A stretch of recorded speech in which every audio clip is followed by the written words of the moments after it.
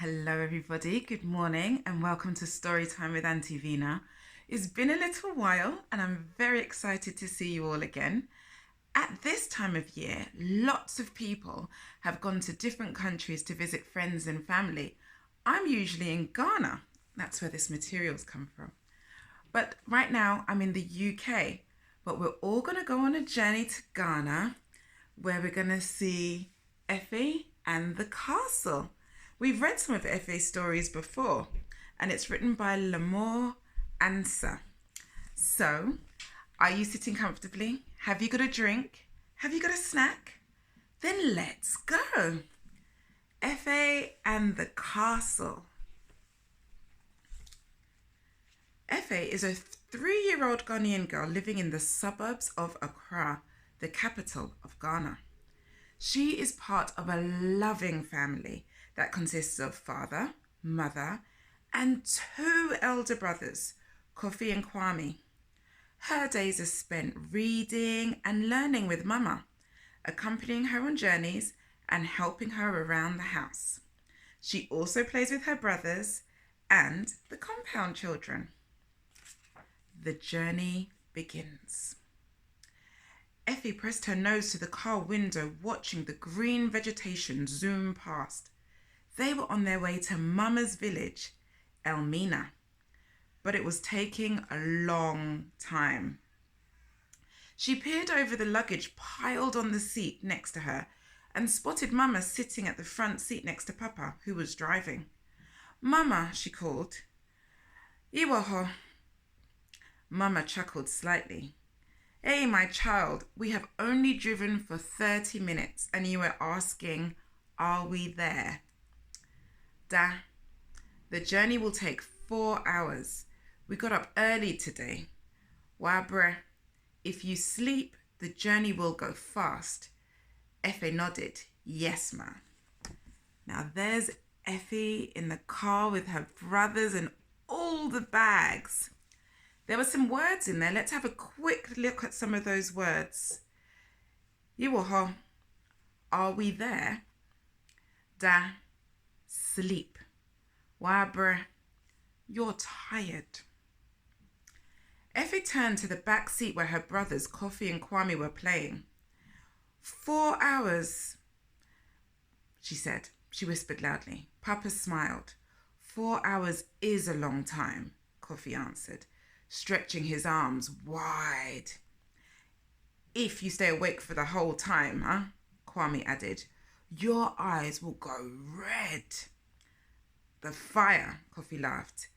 "Ente da," so sleep. Like Mama said, the journey will zoom past. Effie, satisfied, leant back in her seat. She closed her eyes. She didn't want them to go red, and she wanted the journey to zoom past. Within minutes, she was fast asleep. Kofi patted her head gently and said, "Good girl." Over 2 hours passed by when Effie's eyes popped open. She could hear loud shouting around the car. Lots of hawkers were gathering around it and sticking their wares through Mama and Papa's window, asking for them to buy something. "Daddy, buy this one. Oh, Daddy, won't you buy this one for me?" "Daddy, please," one said.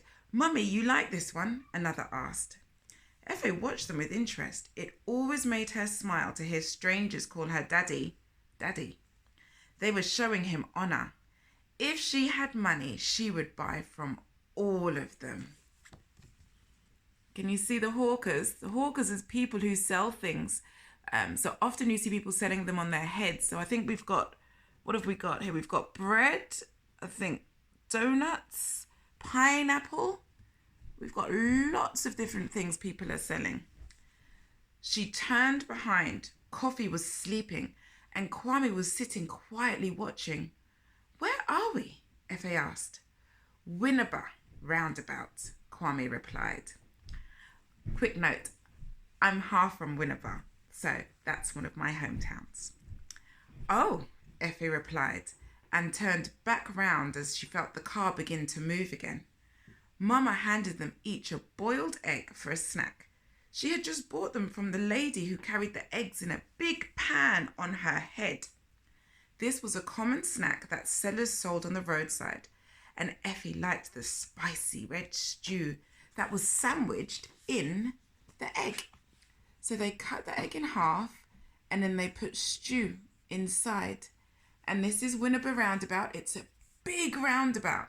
And some of it takes you to Winneba, another bit takes you to the Cape Coast, and then there's other parts that I can't remember. So let's see what else is going to happen. They drove on past the villages and through the tolls. That's where you pay money to drive on the road. Beep, beep. Papa beeped his way through the crowded marketplace as the animals and people were taking their time. They were now bumping their way down a potholy road, up and down, around to the left and around to the right. Oh yes, they were now close to Mama's hometown. You see this sign? It says Cape Coast, and that's the other place I'm from. Isn't that cool? And can you see all the beautiful palm trees? I love this road. It's so pretty when you see the water and the waves. It's very, very nice. She couldn't wait to see Grandad, Nana, her aunties, uncles and cousins. Oh, and Owl, she always had the most wonderful stories. She could hear her brothers talking excitedly behind her as they edged onto a bridge.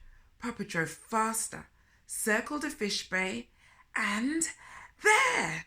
Effie clapped her hands as she saw the crashing waves. Somehow, they always stopped at the same point, never passing the coconut trees that dotted the beach. Effie noticed a large, old-looking white building with lots of windows jutting out on a hill. It looked like But before she had time to wonder, the car drove down a bridge and the view was lost. Can you see the big white building just there with all the windows and the trees? I wonder what that is. They drove through several side streets and onto a quiet road lined with neat compounds. Papa pulled up in front of the third house with black gates and beeped, "Pa, pa, pa, pa!" Effie watched with excited eyes as the gate slowly slid open, revealing a tallish man holding the gate to one side. "Grandad!" the children shouted through the open window, waking Mama up. Grandad waved as they drove into the spacious compound and then turned back to lock the gates. Effie saw Nana and jumped out of the car, hugging her tightly. The boys were not far behind. Nana was very happy to see them all. "There is someone for you to meet," she said as she steered them to the living room. Effie knew who it was before she reached there. "Ow!" The children ran forward for their customary hug and kiss from their great-grandmother. "Aye, you have arrived, Akwaba." That means welcome. Owl lovingly caressed each child's face. "Akwaba, Akwaba." Do you remember what that means? Tell me quickly. Yes, welcome. Owl, we pair story, or your pair story. I'm still learning. It means, Owl, we want a story. Coffee suggested hopefully. Kwame immediately agreed, while Effie danced around chanting, "Story, story, story." Who is going to help me empty the car? A voice playfully boomed. The children turned and saw Papa standing in the doorway, his eyes twinkling. Nana and Owl were laughing. Kobe, you have not come to greet me." Owl chitted in jest. Papa hurried across the room, apologizing profusely. "The children came straight," Owl added. Papa kissed her on both cheeks. He straightened up and smiled at the children. "Owl can tell her story after dinner, so we can all hear. I like Owl's stories too." Papa affectionately tousled Effie's hair on the way out. Kwame went out with Papa and Grandad to bring the rest of the luggage into the house. It was soon unpacked and put away in their rooms. "Dinner time," Nana called out. The children quickly washed their hands and eagerly gathered to join their parents at the table. Nana had prepared a fine spread. Jollof rice, fried chicken, plenty of grilled fresh fish with fried plantain and Ghanaian salad. After their delicious meal and fruits for dessert, the children gathered around Awu for story time. So we have here jollof rice, which is a lovely tomatoey rice. We've got chicken, yummy fried plantain, Ghana salad, which has everything you can imagine inside, and fried fish. They are so lucky because that is so delicious. Awu closed her eyes and began. Many years ago, something like 400 years, came some strangers on a ship from a foreign land. It was a kodokase, a big ship, filled with goods. The strangers, some good and some bad, had come to trade with our people, for they had heard that we were a people and a land rich with gold. They had been sent by their king and soon needed some place to stay, and so they built a big castle and later some houses. At the castle, they would buy and sell, they would have banquets, and they would bring in all their wares whenever their ships would come in. Your wares are your things. Look at the big ship. You see it? Those are old-fashioned ones with big sails. But in time, some of the bad men became greedy. They wanted to trade more than gold. They wanted to buy our people and take them away to faraway lands, never to return. They wanted to use our people as slaves. This was not good at all, Owl said, with a very sad face. Now, in those days, when my mum, was young, she and her older sister always liked to argue over every little thing. They always liked to argue even about who was the most beautiful. Every day, talking. One day, Papa made a plan to stop it all. He bought 2 shells from a trader, one common and pretty, and the other a rare shell of a beautiful colour.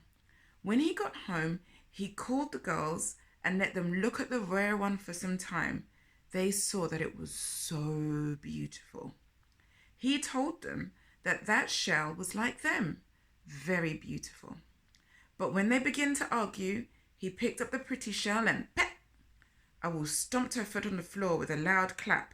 He broke the shell under his foot. Now it was jagged and ugly. Then he said, "True beauty is when you are beautiful from the inside." Can you see the shells?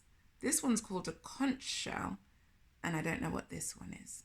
And then here's the picture of the bad men taking the people from Ghana to go and sell them.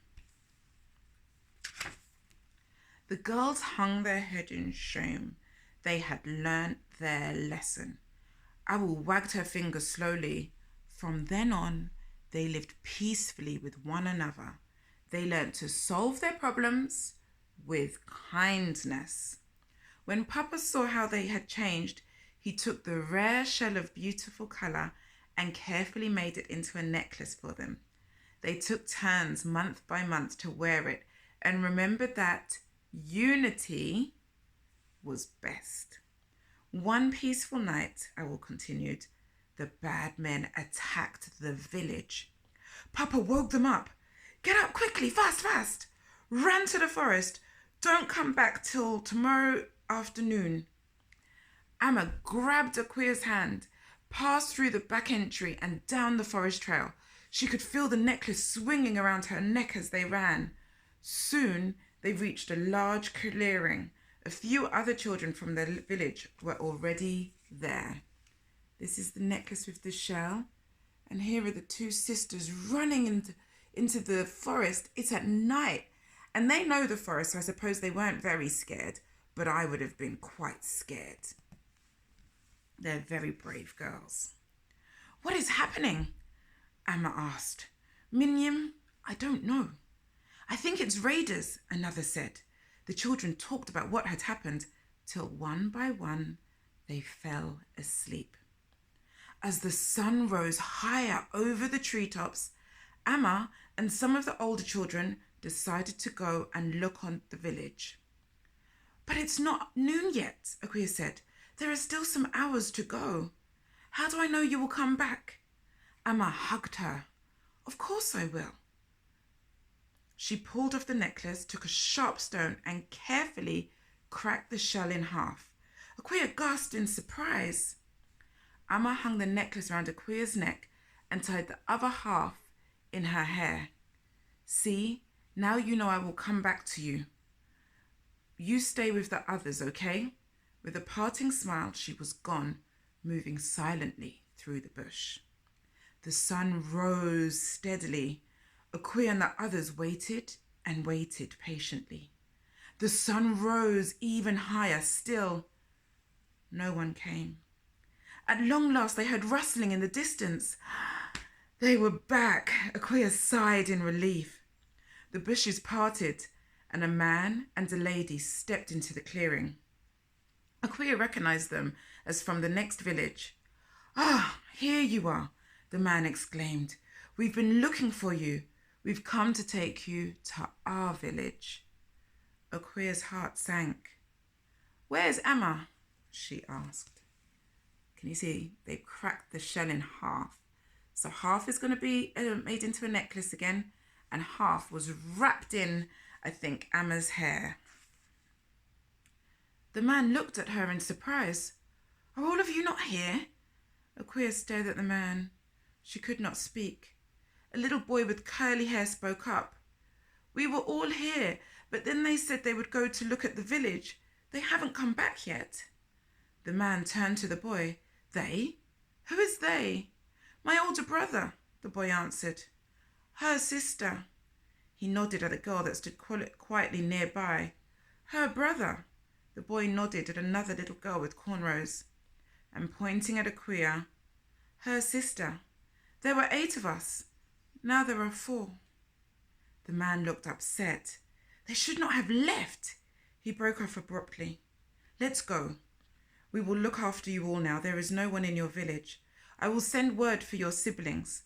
I will also send someone to keep watch on this area. They may come back.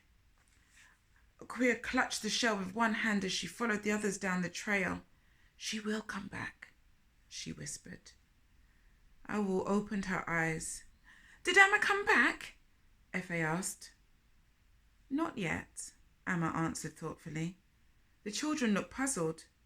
Did anyone bring word of the children? Kwame asked. Yes, Awu answered.